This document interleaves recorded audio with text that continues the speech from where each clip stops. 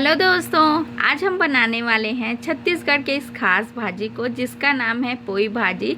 इसे छत्तीसगढ़ में बहुत ही शौक से खाया जाता है और इसे चना दाल के साथ बनाकर खाया जाता है।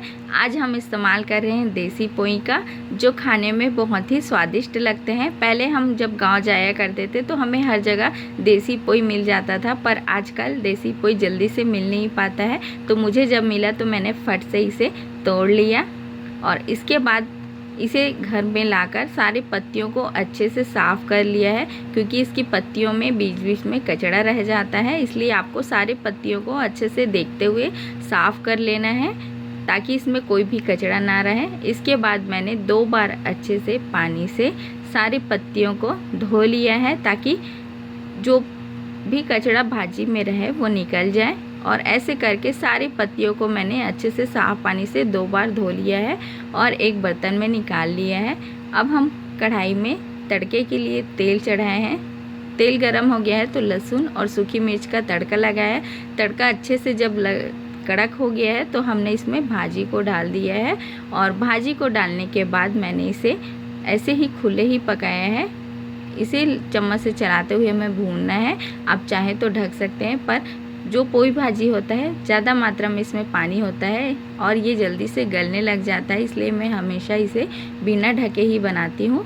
और इसे चम्मच से फैलाते हुए हमें भूनना है ताकि ये आपस में चिपके ना। हमने पत्तियों को बीच से काटा नहीं है, इसे ऐसे ही अलग अलग बनाने के लिए हमने पत्तियों का इस्तेमाल किया है और इसे चम्मच से चलाते हुए भूनना है। और मैंने इसमें चना दाल डालने के लिए 3 घंटों के लिए चना दाल को भिगो लिया था, जिसे भी डाल दिया है।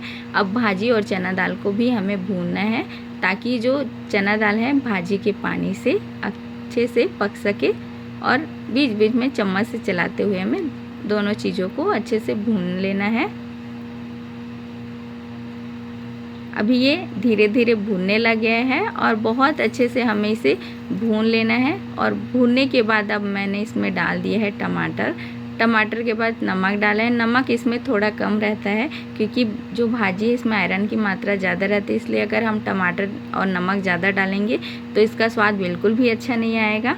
और इसके बाद टमाटर नमक डालने के बाद हमने भाजी से ढक दिया था ताकि जो टमाटर है जल्दी से गल सके। और इसे भी बीच बीच में चम्मच से चलाते रहे, नहीं तो भाजी तले से लगने लग जाता है। और हमारा सारा जो टमाटर का पानी है वो सूख गया है और टमाटर भी गल गया है, तो भाजी भी बनकर तैयार हो गया है। तो दोस्तों, आज मैंने इसे छत्तीसगढ़ी तरीके से बनाया है। इसी तरह की मेरी छत्तीसगढ़ी तरीके की रेसिपी देखने के लिए आप मेरे चैनल को सब्सक्राइब कीजिएगा और वीडियो को लाइक करना बिल्कुल भी मत भूलिएगा।